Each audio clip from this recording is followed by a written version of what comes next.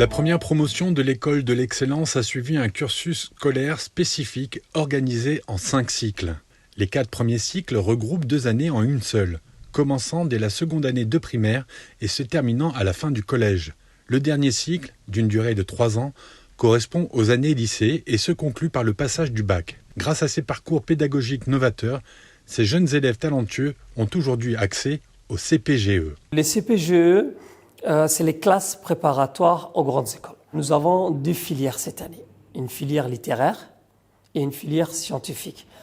Avec la France, nous avons des partenaires de 3 lycées, à savoir le lycée Camille Guérin de Poitiers, le lycée Poincaré de Nancy et le lycée Louis-le-Grand de Paris.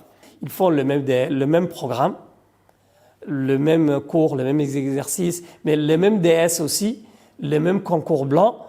Donc, il n'y a pas de différence entre l'étudiant qui est à Djibouti et l'étudiant qui est à Poitiers, au lycée Camille Guérin. Pas de différence si ce n'est leur jeune âge. Cependant, cette particularité est prise très au sérieux par l'encadrement pédagogique. Afin d'éviter que cette précocité ne soit un obstacle à la progression de ces jeunes élèves, l'école de l'excellence a pris des mesures en mettant à leur disposition une psychologue. Mon apport principal, c'est vraiment de leur proposer un espace de liberté totale d'expression où ils peuvent dire tout ce qu'ils ont sur le cœur et dans la tête, ce qui peut parfois les parasiter à l'école ou même en famille aussi, parce que c'est le propre. J'ai pas voulu, je leur explique bien que je suis ici pour l'école, mais je suis ici pour eux en tant qu'individus. Donc du coup, ils peuvent aborder toutes les questions justement parce que moi je suis, comme on dit en psychologie, je suis neutre et bienveillante dans mon écoute et surtout pas jugeante. Et ça, c'est quand même quelque chose de fondamental et ça permet vraiment qu'ils se laissent aller.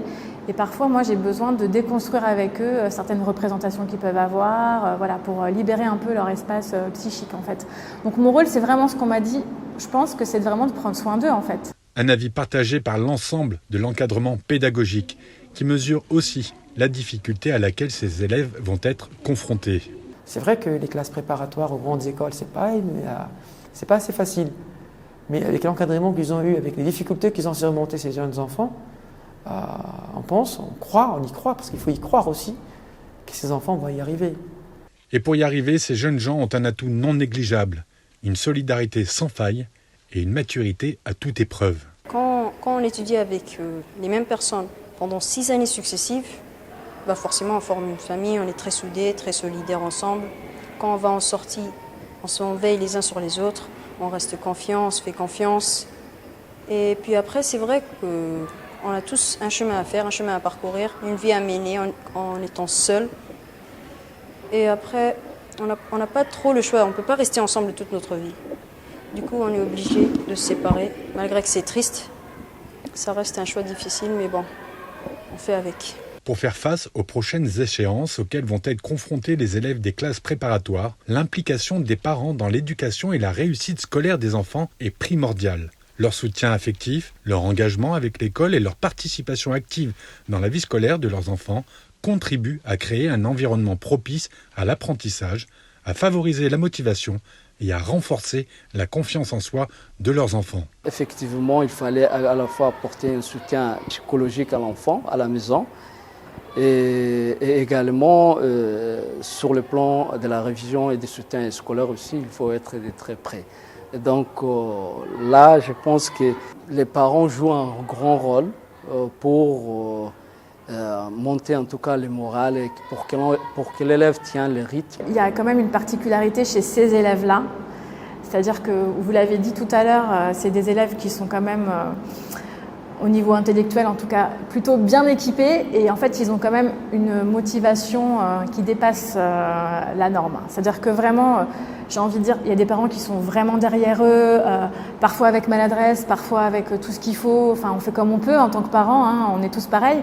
Mais ce qui est impressionnant chez ces élèves, c'est leur volonté personnelle en fait.